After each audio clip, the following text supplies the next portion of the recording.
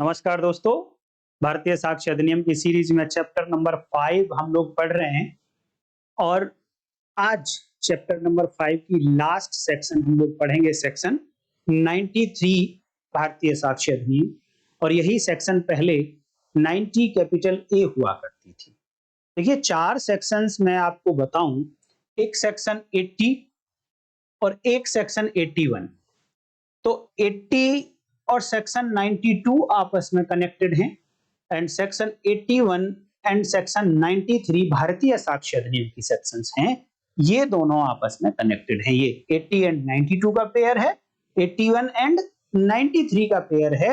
और ये 4 सेक्शन जो आपस में कनेक्टेड हैं, उनको कनेक्ट करने वाला जो ब्रिज है वो है केवल और केवल कि ये डॉक्यूमेंट, चाहे वो पेपर बेस्ड डॉक्यूमेंट है चाहे वो इलेक्ट्रॉनिक डॉक्यूमेंट है, वो कहां से प्रोड्यूस किए गए थे। तो इन चारों सेक्शंस में ही बात होती है कि वो डॉक्यूमेंट जब कोर्ट के सामने आए तो वो प्रॉपर कस्टडी से आए थे, उचित अभिरक्षा से उनको कोर्ट में पेश किया गया था। ये प्रॉपर कस्टडी एक ऐसा ब्रिज है जो इन चारों सेक्शंस को कनेक्ट करता है। अब चारों सेक्शंस को कनेक्ट करता है तो फिर ये दो पेयर क्यों है? एक पेयर 80 एंड 92 एंड दूसरा पेयर 81 एंड 93।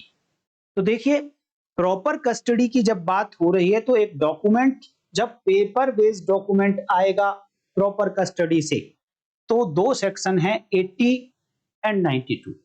एंड जब इलेक्ट्रॉनिक डॉक्यूमेंट आएगा प्रॉपर कस्टडी से तो दो सेक्शंस हैं, 81 एंड 93। जो 93 आज हम पढ़ेंगे। देखिए, पेपर बेस्ड डॉक्यूमेंट सेक्शन 80 में बात हुई है और वहां पर 4 टाइप के डॉक्यूमेंट हैं। एक ऑफिशियल गजट, एक न्यूज़पेपर, एक जर्नल। इनको ऑफिशियल कस्टडी से कोर्ट के सामने पेश किया गया था और ये उसी फॉर्मेट में थे जिस फॉर्मेट में इनको रखा जाना चाहिए था। तो इनकी जेन्युइननेस के बारे में प्रिजम्पशन कोर्ट को लेनी पड़ेगी, जेन्युइननेस के बारे में। और चौथे टाइप का डॉक्यूमेंट है वहां पर कि अगर कोई पेपर बेस्ड डॉक्यूमेंट ऐसा है कि किसी लॉ के कारण किसी पर्टिकुलर व्यक्ति के पास होना चाहिए, किसी लॉ के कारण एक पर्टिकुलर फॉर्मेट में होना चाहिए, और ऐसे डॉक्यूमेंट को अगर प्रॉपर कस्टडी से कोर्ट में पेश कर दिया था तो ऐसे डॉक्यूमेंट की भी जेन्युइननेस के बारे में प्रिजम्पशन कोर्ट करेगी। डॉक्यूमेंट की जेन्युइननेस के बारे में प्रिजम्पशन करेगी। तो प्रिजम्पशन के आधार पर आप इन दोनों सेक्शंस को डिफरेंशिएट भी करिए। सेक्शन 80 में जेन्युइननेस की प्रिजम्पशन है एंड सेक्शन 92 में क्या है फिर?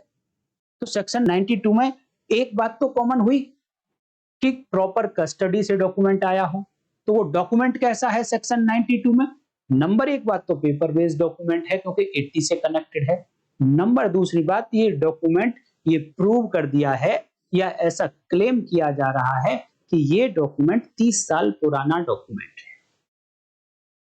तो अब कोर्ट क्या प्रिज्यूम करेगी? 80 में शैल प्रिज्यूम है एंड 92 में मे प्रिज्यूम है। तो कोर्ट क्या प्रिज्यूम कर सकती है जो 30 साल पुराना डॉक्यूमेंट है कि इस डॉक्यूमेंट पे अगर कोई सिग्नेचर है तो उसी व्यक्ति का सिग्नेचर है जिसका दिखाया जा रहा है। अगर इस डॉक्यूमेंट पे कोई हैंडराइटिंग है तो उसी व्यक्ति की हैंडराइटिंग है जिसकी ये हैंडराइटिंग दिखाई जा रही है, क्लेम की जा रही है। या इस डॉक्यूमेंट पे अटेस्टेशन हो रखा है, मींस विटनेस इसके साइन है तो वो साइन उन्हीं के हैं जिनके दिखाए जा रहे हैं। या फिर एग्जीक्यूशन है, पार्टीज के साइन हैं तो ये साइन फिर उन्हीं पार्टीज के हैं जिनके दिखाए जा रहे हैं। ऐसी प्रिजम्पशन। अब सेक्शन 81 एंड 93। 81 में इलेक्ट्रॉनिक डॉक्यूमेंट है और इलेक्ट्रॉनिक डॉक्यूमेंट कैसा? सेक्शन 80 में 4 टाइप के थे, अब सेक्शन 81 में 2 टाइप के। सेक्शन 80 में ऑफिशियल गजट था बट पेपर बेस्ड था। सेक्शन 81 में भी ऑफिशियल गजट है बट इलेक्ट्रॉनिक ऑफिशियल गजट है। अगर इलेक्ट्रॉनिक ऑफिशियल गजट है तो उसकी जेन्युइननेस के बारे में कोर्ट प्रिजम्पशन करनी पड़ेगी सेक्शन 81। और दूसरे टाइप का डॉक्यूमेंट कैसा होगा? सेक्शन 81 में केवल 2 टाइप के डॉक्यूमेंट और दूसरे टाइप का डॉक्यूमेंट कि लॉ के आदेश से, लॉ की डायरेक्शन से वो इलेक्ट्रॉनिक डॉक्यूमेंट किसी पर्टिकुलर पर्सन की कस्टडी में पास रखा गया था। और पर्टिकुलर फॉर्मेट में रखा गया था, सब्सटेंशियली पर्टिकुलर फॉर्मेट में रखा गया और प्रॉपर कस्टडी से प्रोड्यूस किया गया। देन सेक्शन 81 किसके बारे में बात करती है? तो यहां पर जो इलेक्ट्रॉनिक डॉक्यूमेंट है उसकी जेन्युइननेस के बारे में भी शेल प्रिज्यूम है, कोर्ट को प्रिज्यूम करना पड़ेगा। तो 93 क्या कहती है, इसका क्रक्स अभी मैं आपको बता देता हूं। सेक्शन 92 में 30 साल पुराना पेपर बेस्ड डॉक्यूमेंट था जिसके बारे में प्रिजम्पशंस थी 4: signature, handwriting, attestation, execution. Section 93 में 5 साल पुराना इलेक्ट्रॉनिक डॉक्यूमेंट है। जब पेपर बेस्ड डॉक्यूमेंट की बात आती है तो कितने साल पुराना? 30 साल। जब इलेक्ट्रॉनिक डॉक्यूमेंट की बात आती है तो कितने साल पुराना? 5 साल पुराना। और अगर ये इलेक्ट्रॉनिक डॉक्यूमेंट पर इलेक्ट्रॉनिक सिग्नेचर लगे हुए हैं तो कोर्ट प्रिज्यूम कर सकती है, मे प्रिज्यूम, कि ये इलेक्ट्रॉनिक सिग्नेचर उसी व्यक्ति का है जिस व्यक्ति का सिग्नेचर बताया जा रहा है, जिस व्यक्ति का सिग्नेचर क्लेम किया जा रहा है। इतनी सी बात है सेक्शन 93। तो मैंने अभी आपको 4 सेक्शंस का ओवरव्यू दे दिया, पिछली सेक्शंस का आपको रिवीजन हो गया, सेक्शन 93 का मिला ओवरव्यू। अब मैं आपको सेक्शन 93 की लैंग्वेज दिखाना चाहूंगा। तो लैंग्वेज कहती है वेयर। वेयर जब सेंटेंस वेयर से शुरू होगा इट मींस ये कंडीशनल सेंटेंस है और इसके आगे जो कुछ लिखा जा रहा है वो कंडीशन है। जब तक ये कंडीशन पूरी नहीं होती है, जिनको हम कंडीशन प्रेसिडेंट भी कहेंगे, फंडामेंटल फैक्ट भी कहेंगे, जब तक ये पूरे नहीं होंगे तब तक ये सेक्शन 93 की प्रिजम्पशन एप्लीकेबल नहीं होगी। Where any electronic record. लेकिन जब आपने सेक्शन 92 पढ़ी थी तो ध्यान दीजिएगा, इलेक्ट्रॉनिक रिकॉर्ड के साथ और करके डिजिटल रिकॉर्ड भी लिखा गया था, लेकिन सेक्शन 93 में डिजिटल रिकॉर्ड वर्ड यूज नहीं हुए हैं। मेरा ऐसा मानना है दोस्तों, मुझे कहना नहीं चाहिए कि मैं अभी इतना बड़ा नहीं हूं कि मैं कुछ ऐसा कह सकूं, बट मैंने जो अपने एक्सपीरियंस से देखा है, ये इलेक्ट्रॉनिक रिकॉर्ड और डिजिटल रिकॉर्ड और डॉक्यूमेंट, इन तीनों को बड़े ही कैजुअल मैनर में यूज किया गया। तो मेरी अपनी ओपिनियन है और मेरी ये आपको एडवाइस है कि जब भी आप भारतीय साक्ष्य अधिनियम पढ़ें तो जहां डॉक्यूमेंट लिखा है वहां आप इलेक्ट्रॉनिक डॉक्यूमेंट को इंक्लूड कर सकते हैं, क्योंकि जब आपने डॉक्यूमेंट की डेफिनेशन पढ़ी होगी तो वहां पर लिखा है कि इलेक्ट्रॉनिक रिकॉर्ड भी इस डॉक्यूमेंट में इंक्लूड है, इलेक्ट्रॉनिक डॉक्यूमेंट भी इसमें इंक्लूड है। और जहां पर इलेक्ट्रॉनिक रिकॉर्ड लिखा है उसमें तो डिजिटल रिकॉर्ड ऑलरेडी इंक्लूडेड है ही। तो अगर मान लो यहां पर एनी इलेक्ट्रॉनिक रिकॉर्ड लिखा है, डिजिटल रिकॉर्ड नहीं लिखा, तो कोई अंतर नहीं आने वाला है। या फिर मैं दूसरे शब्दों में कहूं कि सेक्शन 92 में इलेक्ट्रॉनिक रिकॉर्ड और डिजिटल रिकॉर्ड लिखा है तो उससे भी कोई अंतर नहीं आने वाला है, क्योंकि ऑलरेडी इलेक्ट्रॉनिक रिकॉर्ड में डिजिटल रिकॉर्ड शामिल है। बट लॉ को हमेशा बड़े ही सावधानी से लिखना चाहिए कि किस फॉर्मेट को हम यूज कर रहे हैं वो लास्ट तक उसी फॉर्मेट में हमको रखना चाहिए, क्योंकि कोई कंफ्यूजन ना हो। तो यहां पर क्या कंडीशन है? वेयर एनी इलेक्ट्रॉनिक रिकॉर्ड, अर्थात इलेक्ट्रॉनिक रिकॉर्ड के बारे में प्रिजम्पशन है, बट अब ये इलेक्ट्रॉनिक रिकॉर्ड एक्सप्लेन किया गया, क्वालिफाई किया गया कि होना कैसा चाहिए। परपोर्टिंग और प्रूव्ड, दो वर्ड यूज हुए हैं। सेक्शन 92 में भी सेम दो ही वर्ड्स यूज हुए थे कि या तो इस इलेक्ट्रॉनिक रिकॉर्ड को दिखाया जा रहा है, परपोर्ट किया जा रहा है, क्लेम किया जा रहा है, या फिर इस इलेक्ट्रॉनिक रिकॉर्ड को प्रूव कर दिया गया है। अगर प्रूव नहीं हुआ है तो परपोर्ट किया जा रहा है, क्लेम किया जा रहा है, शो किया गया है। बियॉन्ड रीजनेबल डाउट नहीं भी हो पाया तो कोई बात नहीं, लेकिन प्रूव किया क्या जा रहा है? टू बी 5 years ओल्ड, ये इलेक्ट्रॉनिक रिकॉर्ड 5 साल पुराना है, ऐसा या तो क्लेम किया गया है, शो कर दिया है, या फिर ये प्रूव कर दिया है, साबित कर दिया गया है। तो ये है फंडामेंटल फैक्ट कि ये इलेक्ट्रॉनिक रिकॉर्ड है, 5 साल पुराना है, आप इसको प्रूव करिए। पहला फंडामेंटल फैक्ट। आगे बोला कि where any record such and such and such is produced, second fundamental fact, is produced from any custody which the court in the particular case considers proper. It means दो शब्दों में कहूं तो ये electronic record which has been proved to be 5 years old has been proved from the proper custody before the court. अब proper custody क्या होगा वो हम ऑलरेडी सेक्शन 80 के एक्सप्लेनेशन में देख चुके हैं। वही बात सेक्शन 81 के एक्सप्लेनेशन में लिखी थी जब इलेक्ट्रॉनिक रिकॉर्ड की बात आई। एंड सेक्शन 92 और 93 में भी यही लिखा गया है कि जो एक्सप्लेनेशन सेक्शन 80 और 81 में यूज हुए हैं करस्पॉन्डिंगली सेक्शन 92 एंड 93 में भी यूज होंगे। और क्या कहा गया है वहां पर, तो 4 सेक्शंस के लिए वो एक्सप्लेनेशन काम करेगा।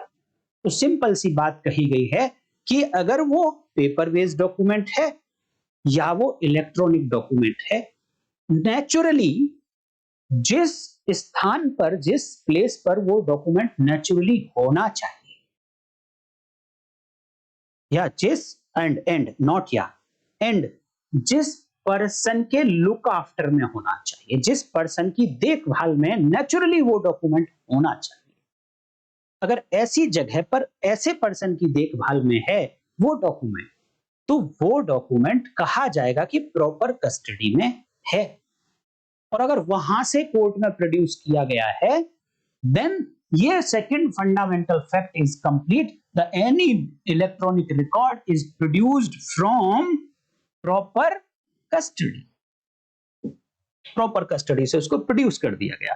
तो फिर ये वर्ड्स क्यों एक्स्ट्रा लिखे गए यहां पर? ये वर्ड्स इसलिए लिखे गए दोस्तों कि प्रॉपर कस्टडी की कोई फिक्स डेफिनेशन नहीं है। केस टू केस ये प्रॉपर कस्टडी चेंज होती चली जाएगी। ये वर्ड्स अपने आप में क्लियर करते हैं। अगर सर्कमस्टांसेस चेंज, प्रॉपर कस्टडी की डेफिनेशन चेंज हो सकती है। तो इस पर कंसीडर किसको करना है? कोर्ट को करना है। Then court has to decide finally whether this electronic document or the paper based document has been produced from proper custody or not. और अगर court finds the document has not been produced from the proper custody, then presumption under section 80, 81, 92 or 93 cannot be raised. इनको फिर आप use नहीं कर सकते। तो ये दो फंडामेंटल फैक्ट आप प्रूव कर दीजिए। देन जब ये प्रूव हो गए फंडामेंटल फैक्ट, द कोर्ट में शैल नहीं है, कोर्ट में प्रिज्यूम, कोर्ट की डिस्क्रिशन है, चाहे तो प्रिज्यूम करे चाहे तो पार्टी को बोले नहीं एविडेंस लेकर आइए।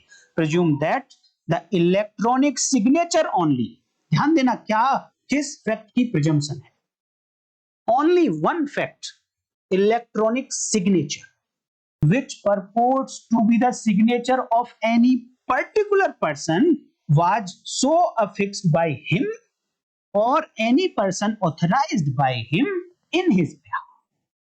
केवल एक ही फैक्ट की प्रिजम्पशन है और वो है कि वो उस डॉक्यूमेंट पर जो 5 साल पुराना इलेक्ट्रॉनिक रिकॉर्ड है जो प्रॉपर कस्टडी से आया है, उस पर जिस पर्सन के इलेक्ट्रॉनिक सिग्नेचर बताए जा रहे हैं, ये सिग्नेचर उसी पर्सन ने लगाए थे। इलेक्ट्रॉनिक सिग्नेचर के मामले में अफिक्स किए थे, उसी पर्सन के हैं नहीं, उस पर्सन ने अफिक्स किए थे। अब हैं वाली बात क्यों नहीं है? क्योंकि देखने में लगता है कि वो तो उसी के हैं। वो आके दूसरा पर्सन प्रूव कर दे कि तो मेरे सिग्नेचर है ही नहीं, कर दो जी, कोई बात नहीं। तो ये उसी ने अफिक्स किए हैं या उसके द्वारा ऑथराइज पर्सन ने फिक्स किए हैं, ऐसी प्रिजम्पशन कोर्ट कर सकती है। अब क्या आपके माइंड में यहां से कोई क्वेश्चन उठ रहा है स्पेशली इलेक्ट्रॉनिक सिग्नेचर से? मैं एक क्वेश्चन आपसे पूछता हूं, आप जवाब दीजिएगा, ध्यान से सुनना है क्वेश्चन को। कि एक इलेक्ट्रॉनिक डॉक्यूमेंट है, तो पहली कंडीशन पूरी हो गई, वो इलेक्ट्रॉनिक डॉक्यूमेंट प्रूव कर दिया गया है। दूसरी कंडीशन पूरी हो गई और प्रूव ये कर दिया गया है कि वो 5 साल पुराना। तीसरी कंडीशन पूरी हो, और चौथी कंडीशन ये भी पूरी हो गई कि वो प्रॉपर कस्टडी से प्रोड्यूस किया गया है बिफोर द कोर्ट। बट इस डॉक्यूमेंट पर इलेक्ट्रॉनिक सिग्नेचर ही नहीं है। जरूरी तो नहीं ना कि हर इलेक्ट्रॉनिक डॉक्यूमेंट पर इलेक्ट्रॉनिक सिग्नेचर होंगे, ऐसी कोई आवश्यकता नहीं। अगर इस डॉक्यूमेंट पर ये 4 कंडीशन फुलफिल हो जाने के बावजूद भी जो फंडामेंटल फैक्ट हैं, इलेक्ट्रॉनिक सिग्नेचर ही नहीं है उस डॉक्यूमेंट पर, तो क्या ये सेक्शन इन्वोक की जा सकती है? सेक्शन 93? ये सेक्शन 93 इन्वोक नहीं की जा सकती। इसके पीछे का कारण है कि यहां पर प्रिजम्पशन केवल और केवल एक ही फैक्ट की है, जो फैक्ट यहां पर है ही नहीं। इस केस में इलेक्ट्रॉनिक सिग्नेचर रिलेवेंट फैक्ट ही नहीं है, फैक्ट इन इशू ही नहीं है। अगर कोई फैक्ट रिलेवेंट फैक्ट नहीं है, कोई फैक्ट इन इशू नहीं है, तो ऐसे फैक्ट की प्रिजम्पशन नहीं की जा सकती। प्रिजम्पशन का पर्पस होता है कि वो एविडेंस लाने का जो बर्डन है उसको रिमूव कर दे, और एविडेंस इसलिए लाई जाती है कि रिलेवेंट फैक्ट या फैक्ट इन इशू को प्रूव किया जा सके। अब वो जब फैक्ट इन इशू ही नहीं है, अब वो जब रेलेवेंट फैक्ट ही नहीं है, तो उसे प्रूव ही क्यों करना है? प्रूव नहीं करना तो एविडेंस क्यों लानी? एविडेंस नहीं लानी तो प्रिजम्पशन क्यों करनी है? और क्लियर बात है कि एक ही फैक्ट की प्रिजम्पशन है, वो है इलेक्ट्रॉनिक सिग्नेचर, और वो ही अवेलेबल नहीं है, तो सेक्शन 93 एप्लीकेबल नहीं होगी। लास्ट में एक बात और बताना चाहूंगा, पेपर बेस्ड डॉक्यूमेंट को आप कैसे पहचानेंगे 30 साल पुराना है? तो उसके ऊपर या उसके नीचे कहीं डेट लिखी होगी कि किस डेट पर इस डॉक्यूमेंट को क्रिएट किया गया। लेकिन इलेक्ट्रॉनिक रिकॉर्ड के मामले में कैसे पता लगाएंगे? इलेक्ट्रॉनिक रिकॉर्ड के मामले में पता लगाना बहुत आसान होता है। उस डॉक्यूमेंट की, इलेक्ट्रॉनिक रिकॉर्ड की आप प्रॉपर्टीज देख लीजिए। उसमें डेट ऑफ क्रिएशन होगी, डेट ऑफ मॉडिफिकेशन होगी, डेट ऑफ एक्सेस होगी। इनके आधार पर आप अंदाजा लगा सकते हैं कि कितना पुराना ये डॉक्यूमेंट है। तो दोस्तों, ये थी सेक्शन 93 भारतीय साक्ष्य अधिनियम चैप्टर 5 कंप्लीट। अब चैप्टर नंबर 6 पर एंटर करेंगे। इंपॉर्टेंट सेक्शन आने वाली है दोस्तों। अगर वीडियो आपको अच्छी लगी है, लाइक करिए, हाइप करिए, चैनल को सब्सक्राइब कर लीजिए। नेक्स्ट वीडियो में फिर मिलते हैं, तब तक नमस्कार, जय हिंद।